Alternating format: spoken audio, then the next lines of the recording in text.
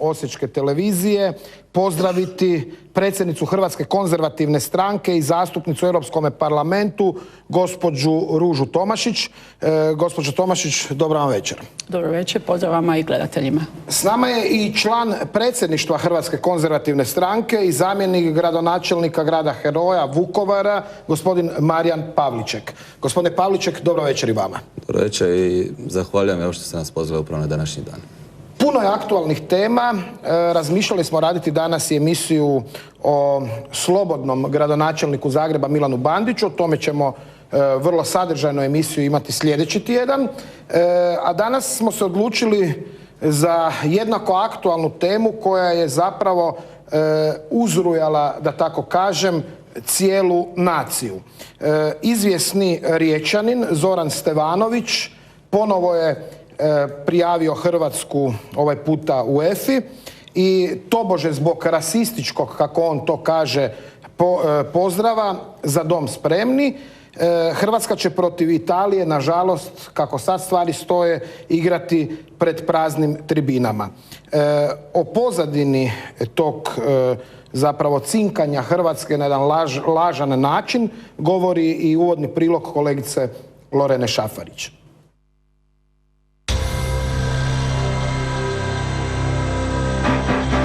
Nakon odluke UEFA o praznom stadionu na najvažnijoj utakmici hrvatske nogometne reprezentacije protiv Italije, nacija je ostala u šoku. To je strahota za nas.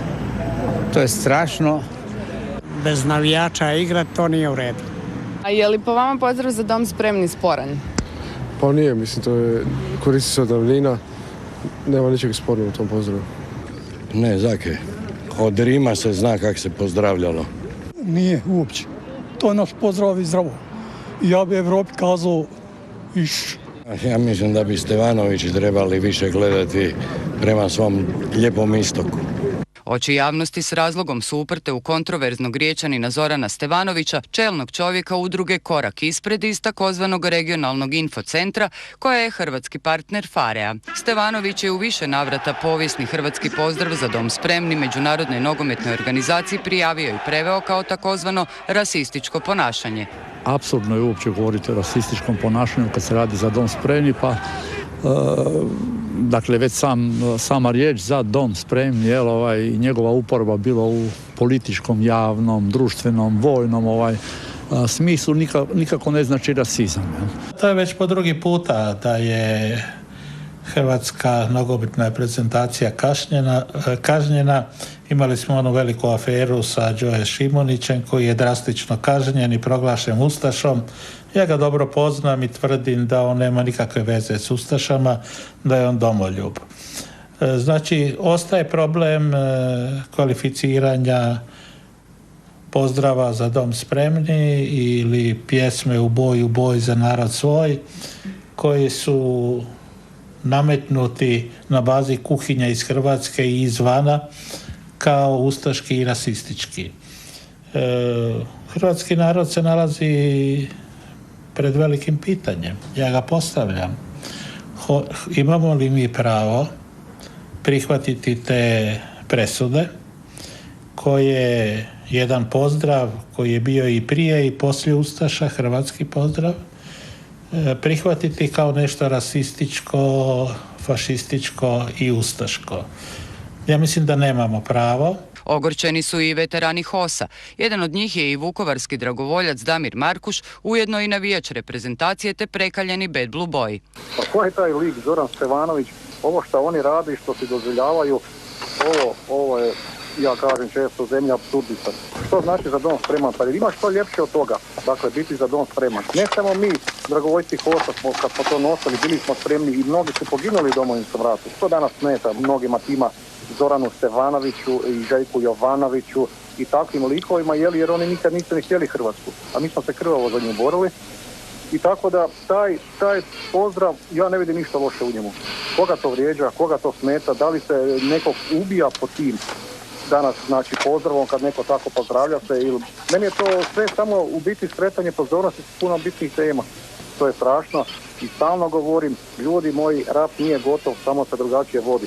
Stevanović se već do sada zamjerio i Armadi, koji je prijavio UEFA zbog istaknutih keltskih križeva na utakmici protiv Betisa, zbog čega je na kraju Rijeka igrala protiv Liona pred praznom tribinom. Za Zorana Stevanovića sporna je čak i Thompsonova pjesma Lijepa li si, ali i povici U boj u boj. Svoj neslavni doprinos dao je i u progonu hrvatskog nogometnog reprezentativca i kapetana Dinama Joea Šimunića. Ja se nadam da će neko u Hrvatskoj državi podnijeti kaznenu prijavu protiv gospodina Stevanovića zbog cijelog niza neistina, kleveta i laži koje on čini vezano i za Josipa Šimunića, vezano i sada za nogometnu reprezentaciju Republike Hrvatske, što ima političke, identitetske, percepcijske posljedice, ali i one materijalne, dakle u smislu odgovornosti i štete koja se time nanosi. Ugledni hrvatski povjesničar Josip Jurčević u pozdravu Za dom spremni ne vidi baš ništa loše, a kamoli rasistički, što je i osobno elaborirao kao sudski vještak u postupku koji se protiv Šimunića vodio u švicarskoj Lozani. Pozdrav Za dom spremni je stari hrvatski pozdrav koji se koristi stoljećima, a pogotovo od 19. stoljeća gdje ima iznimno puno tragova u književnosti, narodnom govoru, pjesništvu, običnom javnom govoru. Dakle, to je udomaćen je obični hrvatski pozdrav koji se naravno koristio i u NDH kao i mnoge druge stvari.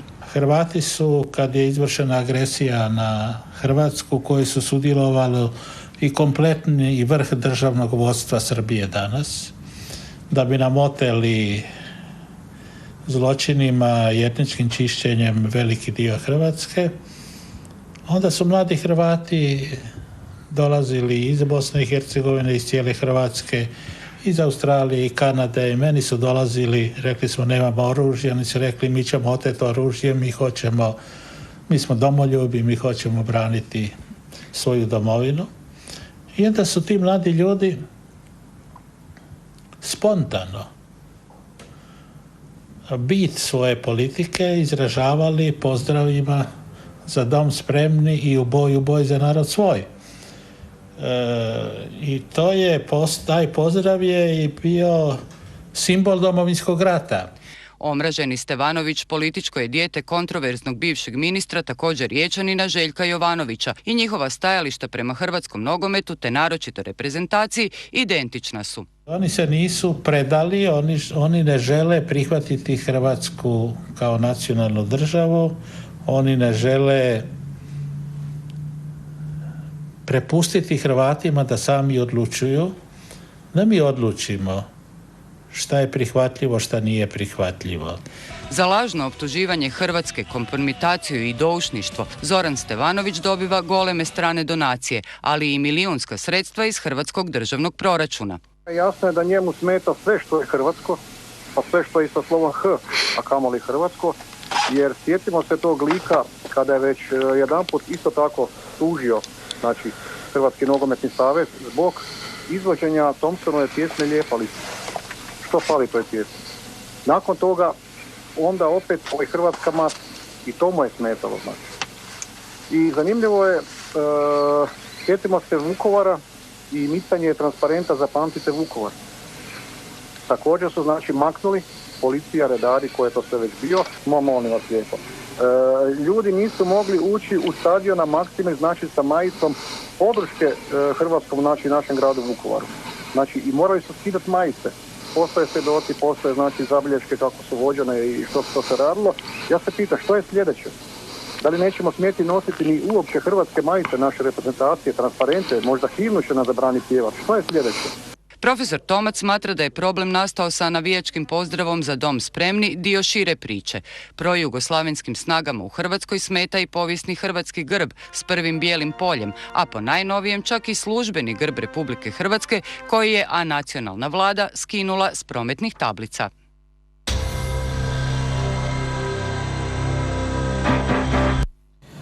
Gospođo Tomašić, što za vas znači pozdrav Za dom spremni? Pa za mene pozdrav Za dom spremni znači, ali ovisi tko ga govori. Jer ima oni koji govore Za dom spremni, ali oni su zapravo spremni za državnu blagajnu, spremni su za novac narodi obveznika, ali oni koji doista kažu Za dom spremni i spremni su umrijeti za svoj dom, ja mislim da nema ljepšeg pozdrava. Ako doista misle ono što govore.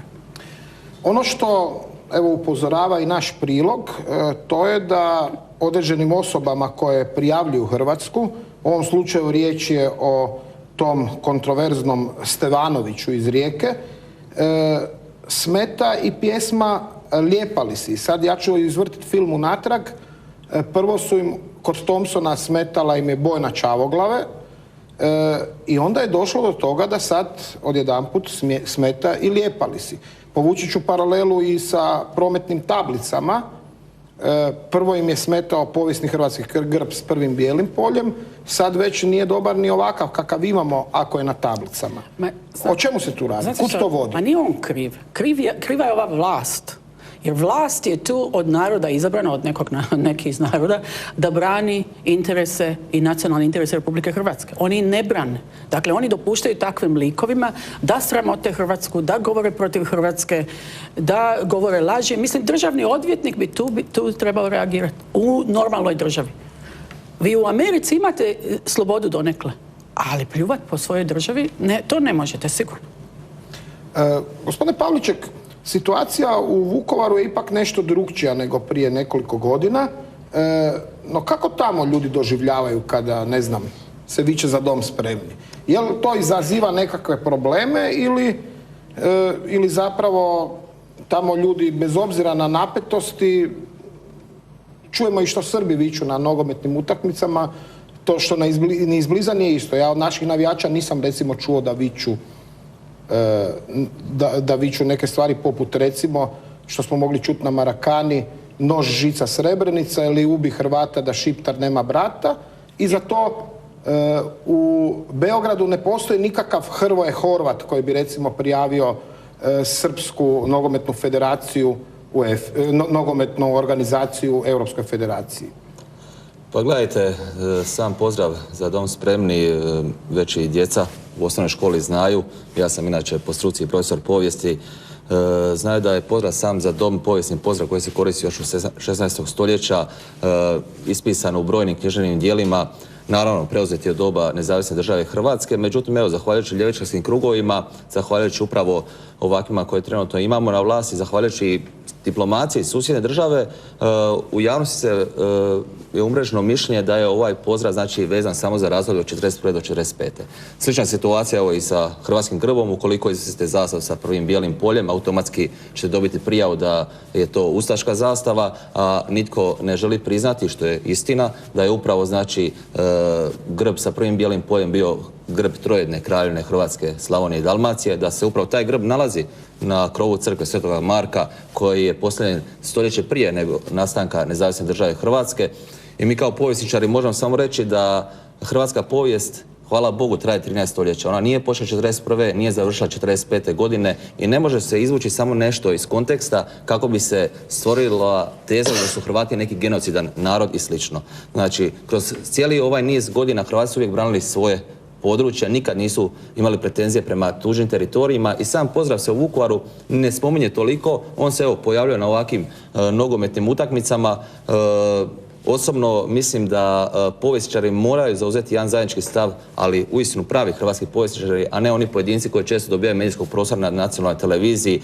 Možda jedan postotak tih lijevih povjesničara, bih ja ih tako nazvao, što ne prepuste one povjesničare koji su meni predali na fakultetu, svi su redom doktori znanosti, pa nek oni kažu što misle o tom pozdravu. Znači, povijest nikad nije bila crno-bijela, ona se mora gledati u kontekstu, a taj pozdrav je uistinu stoljećima umrežen u hrvatskom narodu i sam ta riječ nema pretenzije prema nikome osim zaštite vlastitog doma. Kaže evo, izvolite.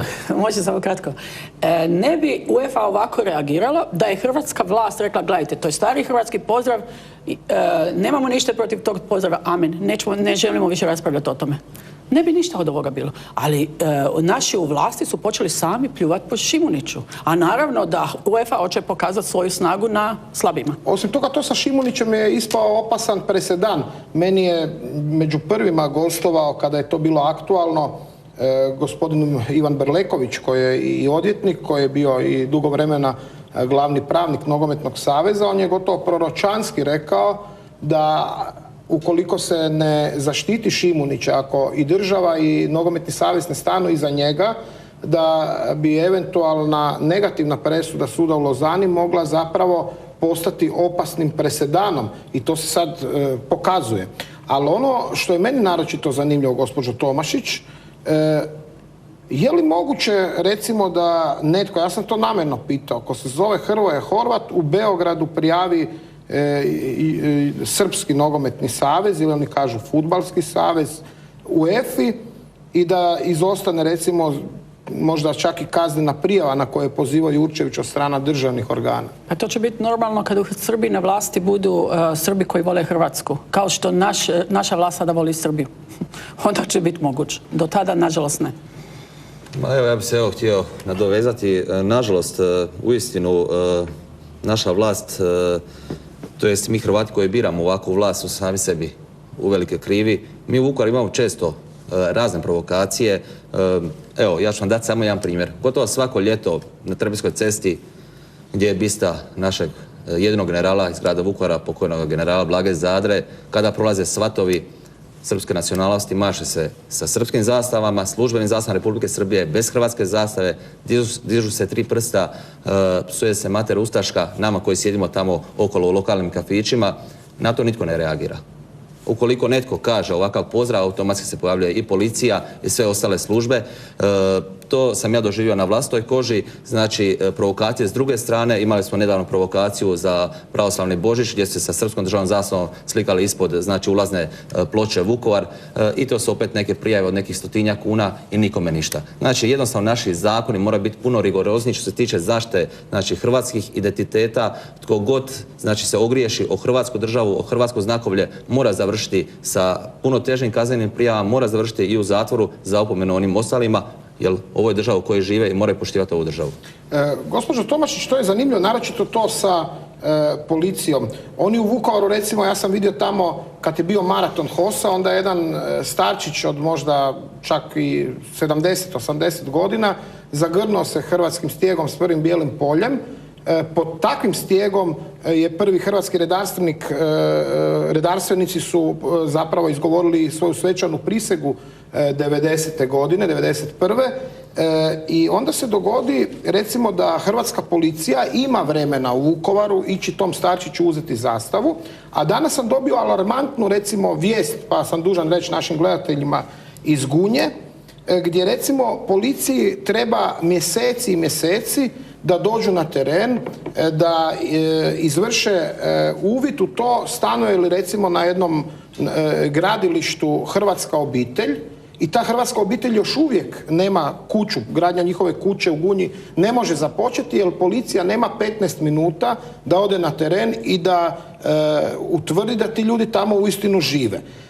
I zato Ministarstvo graditeljstva ne započinje gradnju njihove kuće, ali s druge strane kuće pripadnika jedne manjine se grade. Čak i u Gunji imamo taj scenarij na djelu. To je nešto što me uistinu danas iznenadilo kada sam dobio tu informaciju.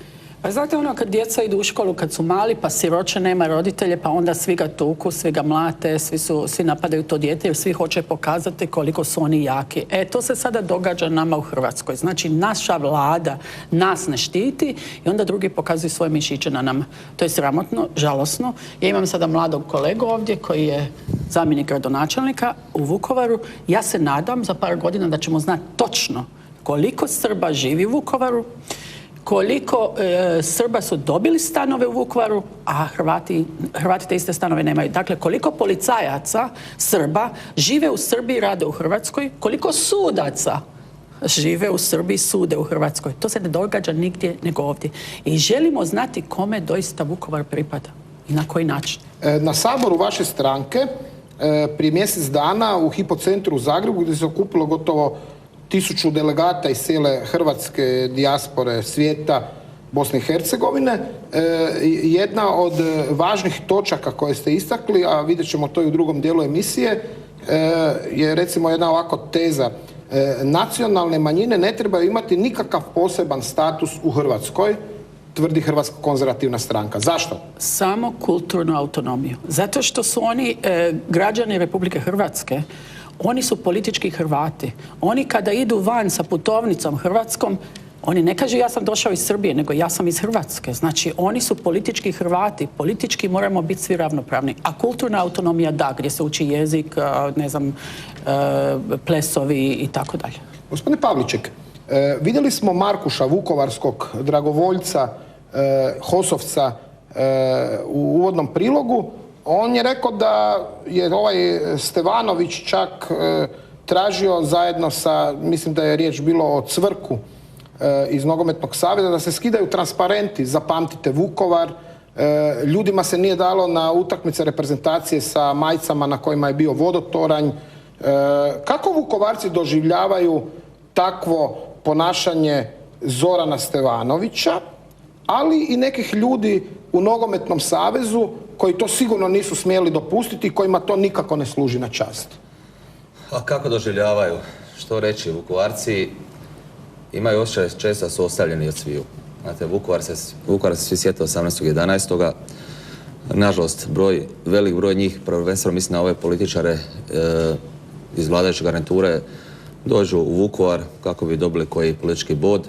Dan poslije se više Vukovara ne sjete. Ja uvijek skidam kapu svim onima 50-100 tisuća Hrvata koji dolaze iz cijele Hrvatske, Herceg, Bosne, susjednih država, ali svakodnevnica Vukovara je itekako teška. Itekako je teška, jako puno mladih nam odlazi iz grada, pogotovo kako se ušlo u Europsku uniju.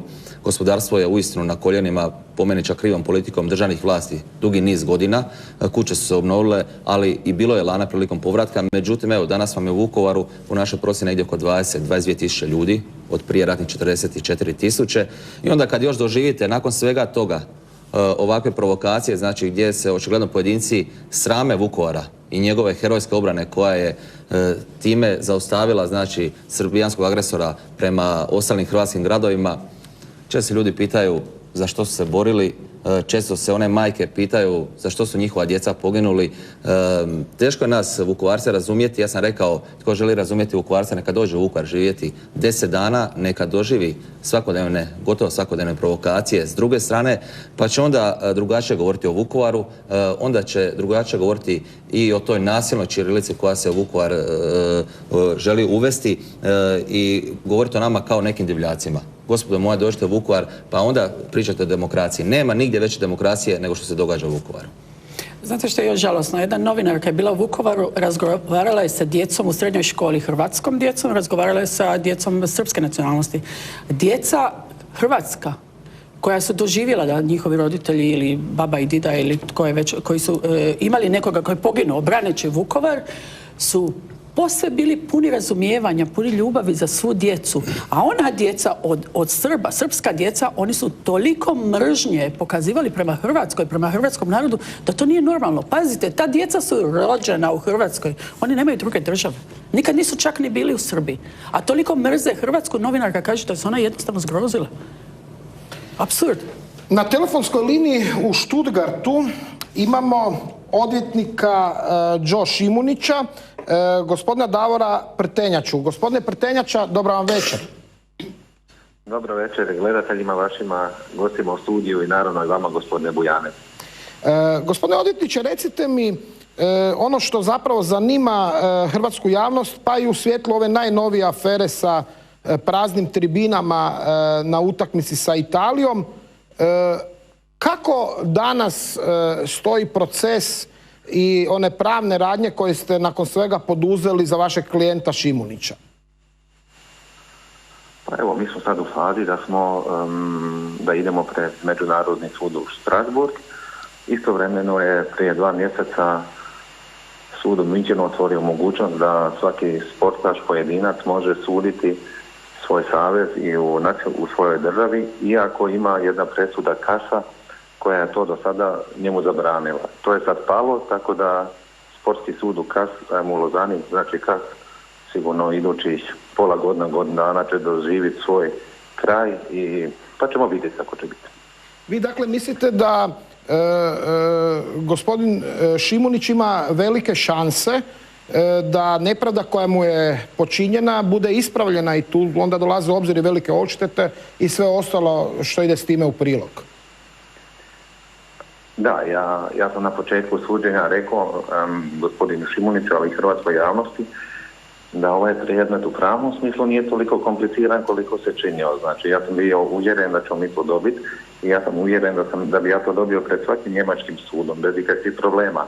No, pokazalo se na kasu da je ipak malo FIFA jača, da su savezi dobro organizirani i to je baš ono što je njemački sud u Münchenu rekao, da pojedinac na kasu nema mogućnost poštenog suđenja zato što ne zna kako se onaj treći sudac izabere.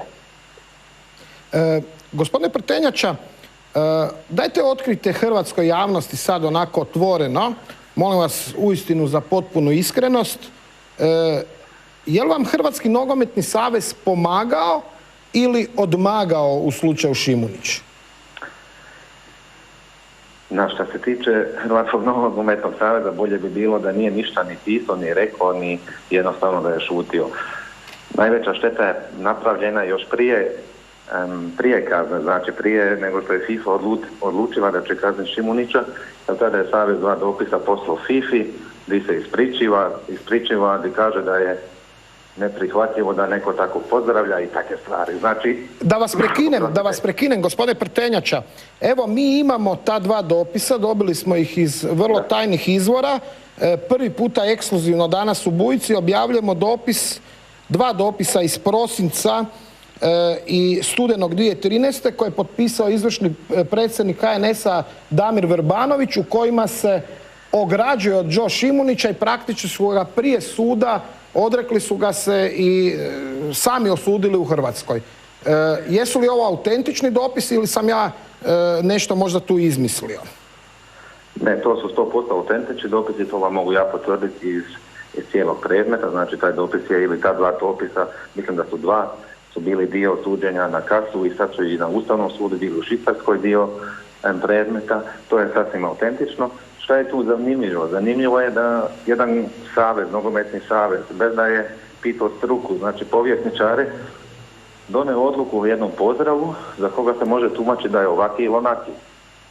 A meni, kao odvjetniku, je napravio najveći problem, zato što je odredio, mi smo stali uz FIFA-u, nismo stali uz svog igrača i sad im se vraća. Vraća im se, to je upozorio zapravo još jedan pravnik, bivši glavni pravnik Nogometnog saveza, gospodin Brleković, koji je rekao ako se HNS bude tako ponašao, to je govorio kad je to bilo aktualno, doći ćemo do opasnog presedana i onda će nam se događati ovakve stvari. Onda smo se sami servirali Stevanovićima. Izgleda je Brleković bio u pravu, gospodine Prtenjača. 100% je bio u pravu, 100%, jer gledajte, jedna stvar je kad je bilo ono protiv Islanda, kad je gospodin Šimunić rekao za dom, a gledatelji spremni, da smo svi stali uz njega. Znači da su stali medije, da su stali pogotovo savez i da smo svi zajedno otišli kod FIFA i rekli slušajte, za dom spremni je pozdrav iz ovog doba. Možda su ga ustaše koristili, jesu, ali su ga koristili i branitelji u Domovinskom ratu. A ajmo mi pitati gospodina Šimunića na što je on mislio, jer to je bitno. To se nije dogodilo, jednostavno su digli ruke, uboli nož Šimuniću u leđa i ovo će doći na naplatu još više. Jer taj pozdrav za dom spremni ima pozitivnu tendenciju, konotaciju u hrvatskom društvu. I ja sam siguran da će na idućim utakmicama opet biti za dom spremni. I šta onda? I ja sam siguran. Gospodine Prtenjača, hvala vam lijepa na javljanju u Bujicu. Zahvaljujem vama, lijepi pozdrav i Bog. Gospođo Tomašić, opet sluganski mentalitet. Opet smo izgleda sami sebi krivi za situaciju u kojoj smo se našli. Evo, draga gospodo, objavili smo i dopise. Ko želi, moći će ih vidjeti na mojoj Facebook stranici. Nogometni savez se odrekao Šimunića i prije samog suda. Kakvi smo mi to ljudi? Kažu da koga tuđe noge nose ne mora se čuditi ako padne. A nas izgleda tuđe noge nose i mi se toliko želimo dodvoravati da mi pljujemo po svemu. I onda kad odemo van u Europski parlament, onda se čudimo zašto nas ne drže onako kako mi mislimo da nas treba držati. Pa kako će nas držati kad mi sami plijemo po sebi? Nađite mi bilo koju drugu državu koja ide u Brisel cinkat svoje ljude. Ili evo sada preko HNS što je napravio. Opet ponavljam, da je HNS rekao Fifi, oprostite, to je stari državni pozdrav, to je stari hrvatski pozdrav, ako ne vjerujete, izvolite istražite. Pomoći ćemo vam istraživati, a to je stari hrvatski pozdrav, tu nema problema. Jedan pojedinac što se buni, tu mi ne možemo pomoći. Naćemo vam 100 drugi koji će reći da je to stari hrvatski pozdrav. Aktualne su, evo da odemo malo sad iz ove teme, jer mislim da je sve rečeno, aktualne su i ove pločice registracijske. Gospodine Pavliček, kakav je stav Hrvatske konzervativne stranke o uklanjanju hrvatskog državnog grba sa naših pločica? Pa evo, mi smo prije nekih tjedan dana upravo i priopćenjem za javnost reagirali da se apsolutno protivimo izbacivanju, znači, hrvatskog državnog grba. Očigledno ova vlast se želi zatreti sve što je hrvatsko. Znači, očigledno se srameći vlastite prošlosti i vlastitog naroda, što je nama nepojmljivo. Po tom grbu smo prepoznati diljem svijeta, diljem Europe. Trebamo biti ponosni na njega. Krvavo je izboren, na 1000 ljudi su položili svoje živote i dan danas su majke ocrnjeni zbog toga i sada se trebamo tako olako odreći, ali evo, hvala Bogu, pa su ipak uvidjeli, očigledno i zbog prevelikog pritiska javnosti, da je to jedna velika greška i evo, da se grb ponovo vraća, to je da će ostati na registracijskim pločicama. Gospođo Tomašić, nekako me ovaj novi prijedlog koji je prihvatio, mi ga zovemo u Bujici Ostoja Ranković, sličan je stvarno SDP-ovom onom grbu, samo fali ono zeleno, ne? Pa ja mislim, danas kad nemamo novaca, možda bi bilo najlakše, najjeftinije izmisliti nekakav sticker, onaj naljepnicu nekakvu koja će se čvrsto držati, staviti europske one zvijezdice, staviti na početku i da ostanu tablice kakve su bile. Znate šta smo radili 89. Onda smo imali naljepnice sa hrvatskim grbom, pa smo stavljali preko petokraka. Pa zar ćemo opet morati tiskati naljepnice s hrvatskim grbom i lijepiti preko ovih novih tablica? Nego bi trebalo samo naljepnica. Mi nemamo novaca. Mi se ponašamo kao pijani milijunaši. Nemamo novaca. Zašto mi ne bi te tablice zadržale onako kakve jesu? Znači, pokušat ćemo staviti ako ide, ako ne, onda ćemo nešto mijenjati. Ali zašto ne? Pa kad isteknu tablice, onda ćemo početi mijenjati. Da. I onda imamo koliko 100 i nešto različiti oznaka. Zašto? Ovo je dosta funkcioniralo. Kažu jednog dana da rade na regionalizaciji Hrvatske, da će ukinuti općine, pa čekajmo onda da vidimo što će biti. Jer ćemo onda opet početi trošiti novac kojega nemamo, jer se ponašamo neodgovorno. Idemo sad na reklame, dragi gledatelji.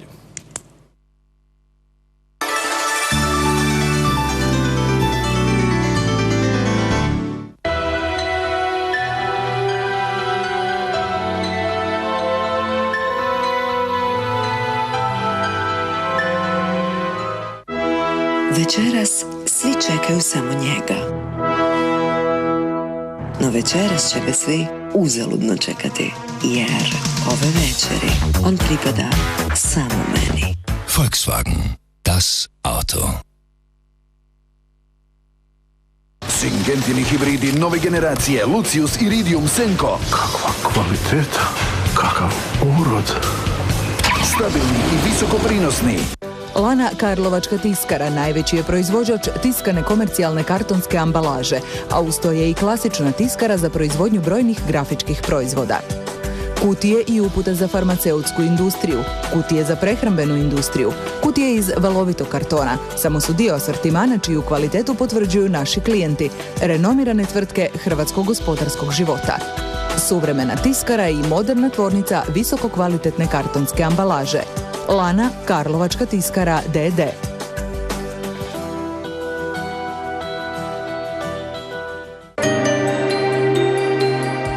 1971. u Samoboru je osnovana tvrtka DIV, danas članica DIV grupe. Sve je započelo tvornicom za proizvodnju vičane robe, a širenje asortimana i ulaganje u nove tehnologije dovelo je do današnje brojke od 3.500 zaposlenika, te statusa europskog lidera. DIV grupa primat u brodograđevnom i drugim sektorima, osim vičanom robom, ostvaruje i visoko kvalitetnim asortimanom strojarskih dijelova, pribora za željeznički program, kao i proizvodima prema nacrtima naših klijenata. Posebno mjesto zauzima građevinski mjerni te alat opće namjene zamjene iz našeg brenda Modex Profiline, koji zadovoljava najviše standarde kvalitete, ali i sve potrebe naših kupaca. Provjerite i vi zašto su naši klijenti jedni od najvećih svjetskih brendova i zato kada tražite kvalitetu, zatražite proizvode Div grupe.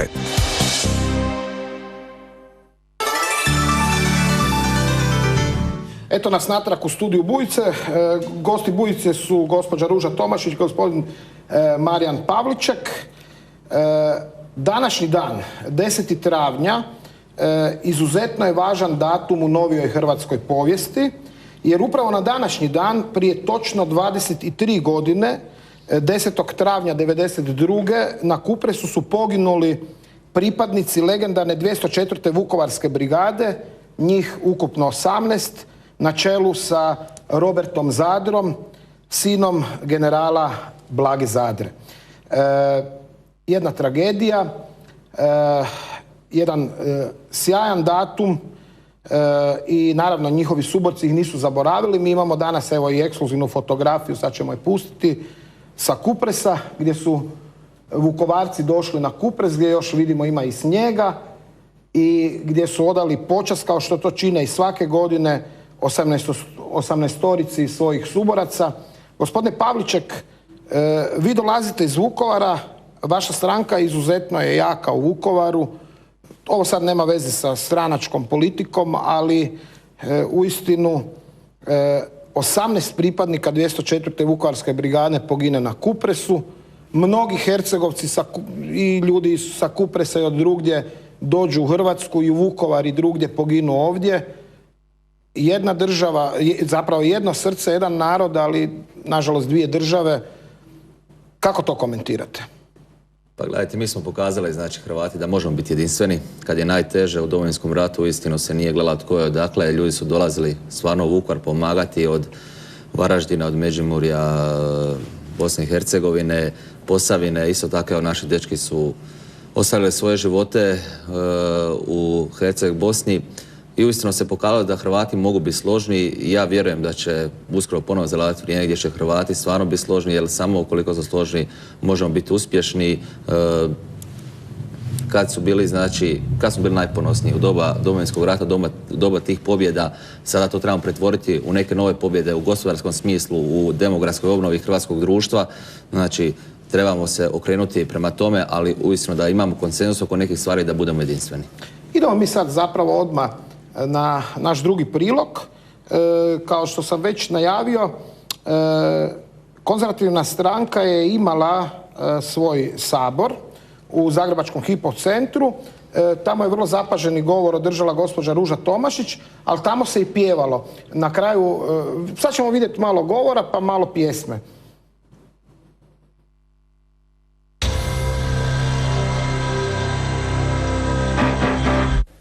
Konkurencija nas otvoreno optužuje da smo nečija filijala, da smo stranku osnovali iz sumnjivih pobuda. A prava istina da smo od prvog trenutka vođeni isključivo ljubavlju i prijateljstvom.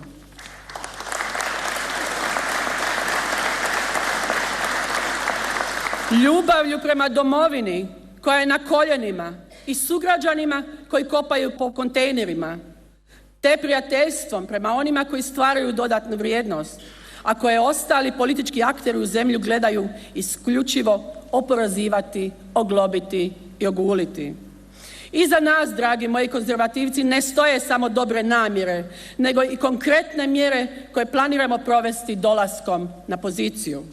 Hrvatski suverenitet počiva na volji Hrvatica i Hrvata iskazanoj na demokratskom referendumu o samostalnosti, a obranjen je junačkim djelima hrvatskih branitelja u Domovinskom ratu.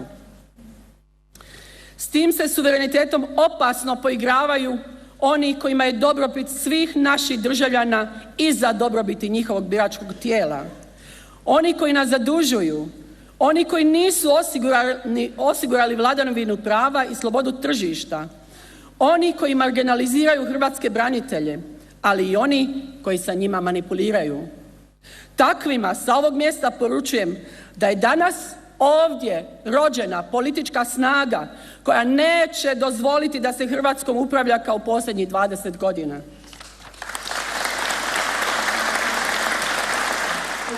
boj, za dom, sad u bojima paklena, nož najdiže svoj nož, nasmal, al hrabar je broj, kod čega smrt, vragu, smrt, za dom, u boj, za dom, u boj. Sad, gospođo Tomašić, sad bi se moglo dogoditi da recimo Zoran Stevanović prijavi Klapu Kampanel nekakvom sudu i vašu stranku zato što ste pustili za dom, sad u boji. Bojite se da bi mogla i vaša stranka dobiti prijavu i da bi Klapa Kampanel mogla sljedeći put nastupiti pred praznim tribinama? Pa dapače, čekam. Neka izvoli. Ja sam malo tvrđi orah. Ili lješnjak, ili kako već hoćete.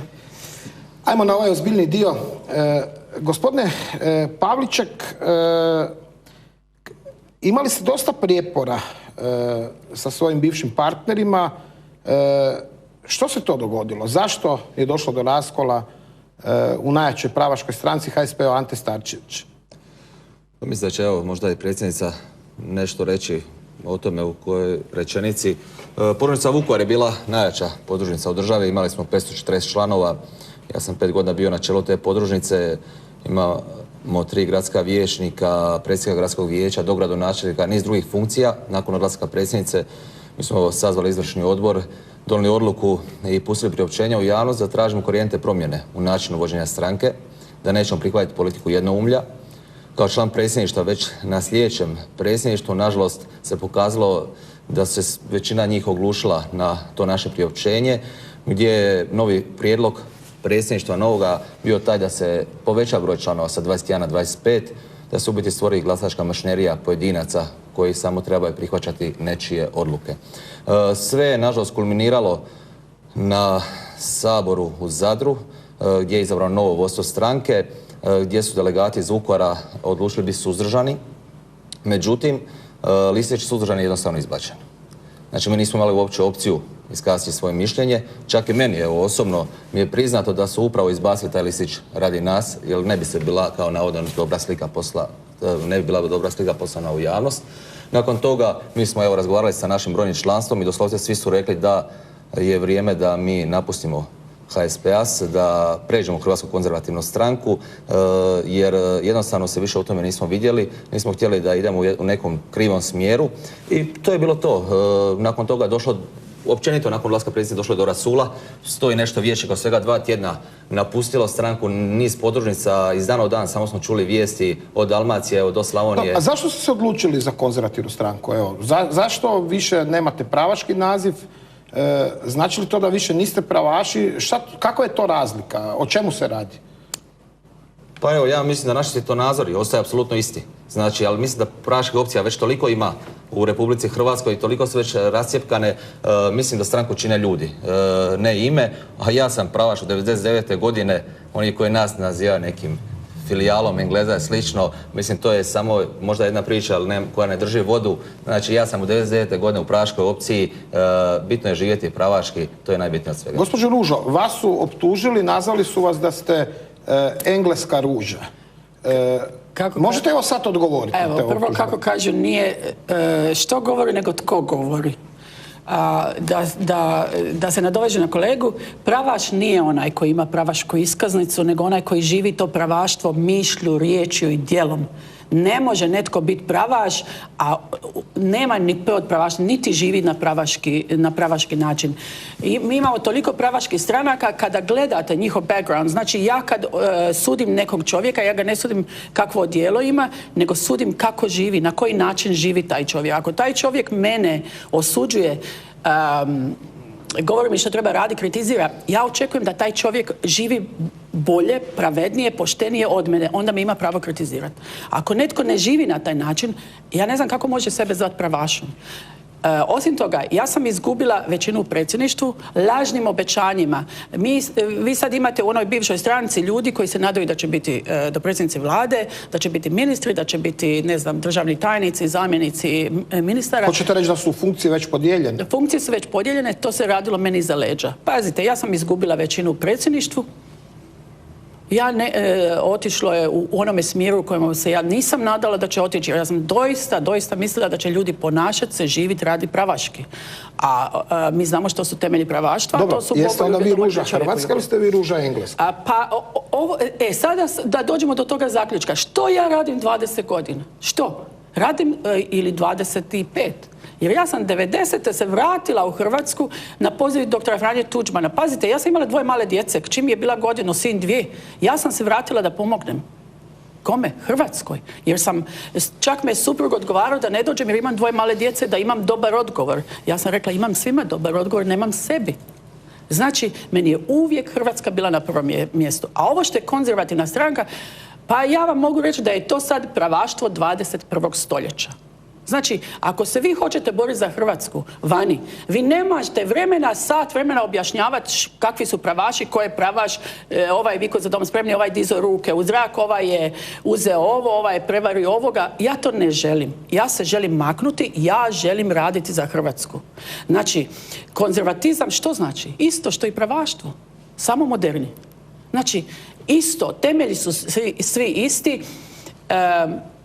Mi imamo jednu obitelj u Europskom parlamentu, nas je 72 iz 15 različitih država. Od toga Britanci imaju 20 članova. Dakle, nema veze o Britancima, netko podmeće. Imate 19 Poljaka. Dakle, gledajte, samo još kratko početi. Želim biti dio jedne obitelji kad smo već u Europskom parlamentu. Želim biti dio neke obitelji koji će stajati za mene, koji će me podržavati. Moji konzervativci jesu podržavali mene svaki puta kad se radi nešto o Hrvatskoj i ja tražim svih da me podrže. Oni su mene podržali. A dio koje obitelji ste u Hrvatskoj? Kakvi su danas vaši odnosi sa HDZ-om i uzmimo recimo sutra primjer, ako prijeđete prag, s kime ćete koalirati? Ali to se ne treba ni pitati. Pa sa lijevima nikad nećemo koalirati, niti možemo koalirati sa lijevima. Mislim, to je naš svjetonazor, to je naš način života. Prodat se za bilo koju stolicu, bilo kada, niti nam je kad dolazilo u obzir, niti smo kad o tome razmišljali. Gledajte, vi možete promijeniti odijelo, ali vi ispod toga odijela ostajete isti. Znači, treba ljude suditi po onome što rade, a ne po onome što govore. Kad bi kod nas u Hrvatskoj tako bilo, kad bi sudili političare po onome što govore, po onome što rade, što mislite koliko bi njih sjedilo u Hrvatskom saboru danas? Ali ljudi su naši zaboravni, jako brzo zaborave, a vole lijepe slatke riječi.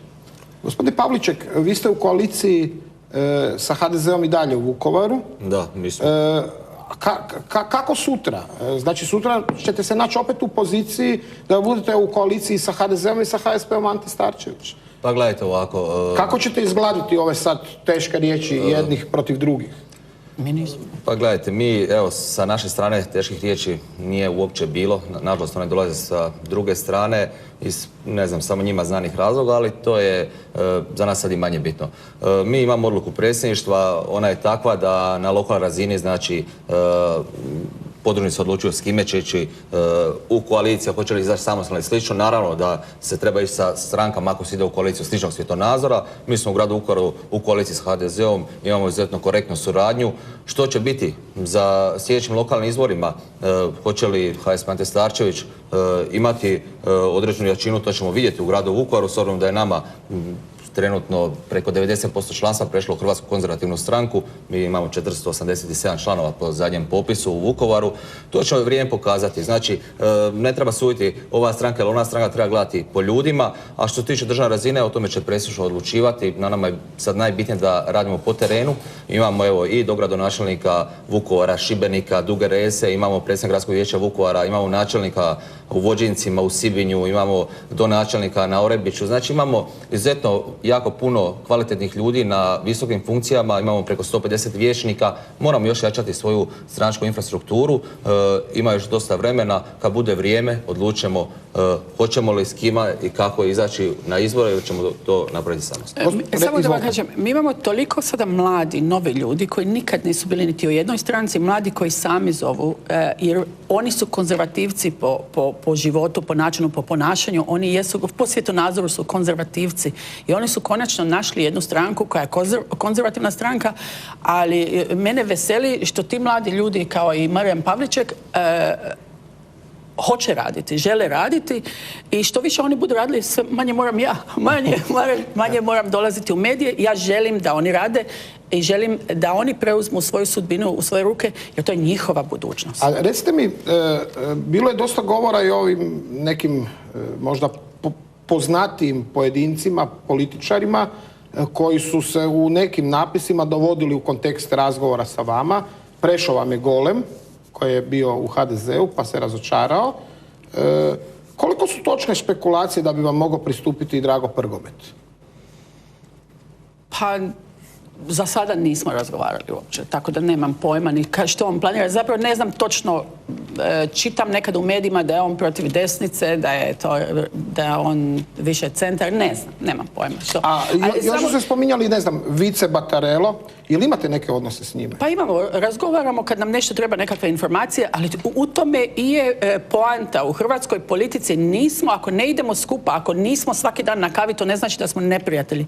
Znači, mi moramo surađivati za dobrobit građana Republike Hrvatske. Ako vi imate neke informacije koje meni trebaju, zašto vi te informacije meni ne bi dali, ako ja radim u interesu hrvatskog naroda?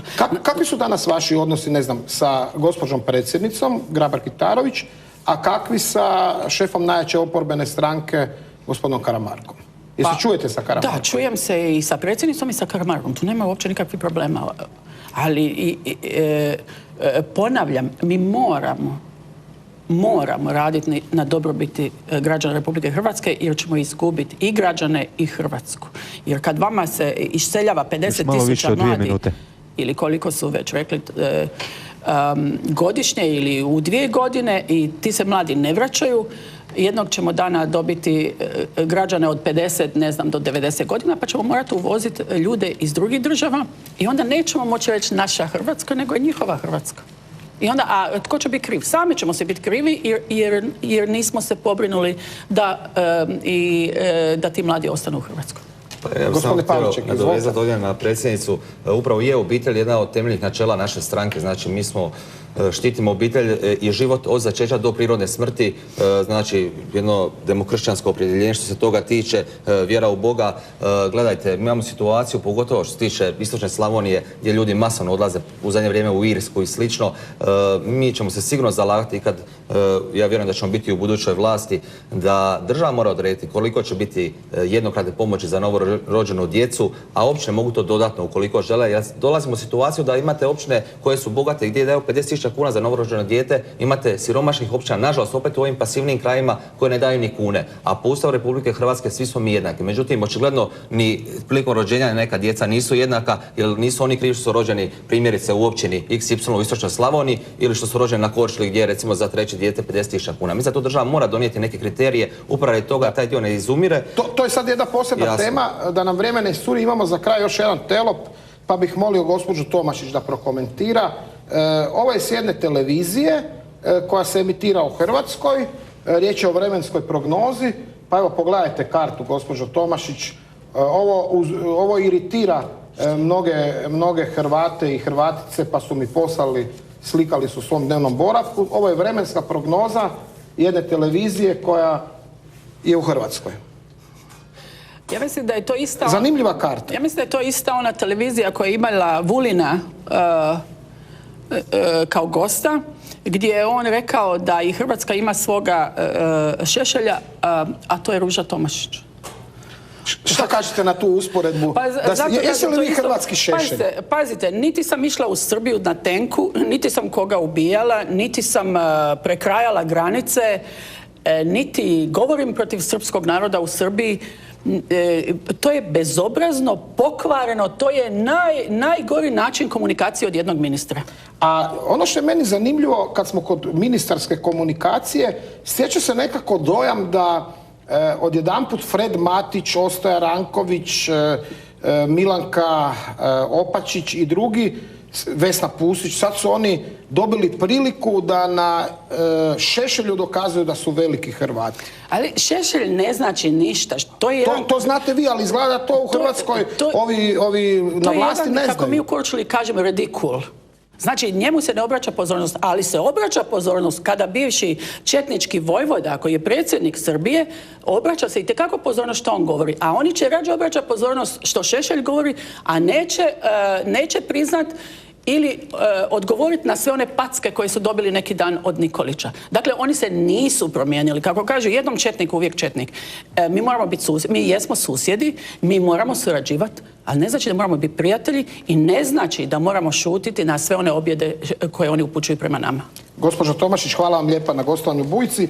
Gospodine Pavliček, ostalo je još toga, ali ja sam vam već u emisiji obećao da ćete biti solo gost uskoro ponovo u Bujci. Hvala vam lijepa na gostovanju i dolasku iz Vukovara. Nas uvijek veseli kad nam dođe neko iz Vukovara, ali i sa Korčule. Hvala lijepa. Drage gledateljice, poštovani gledatelji, bilo je to sve za danas, bilo je to sve za ovaj tjedan. Vidimo se sljedeći tjedan, imamo nekoliko vrlo zanimljivih tema i u najavi izuzetno ekskluzivnih gostiju. Zato i drugi tjedan gledajte Bujicu. Na kraju današnje emisije poseban pozdrav još jedanput svima onima koji su se danas na 10. travnja okupili na Kupresu. Doviđenja.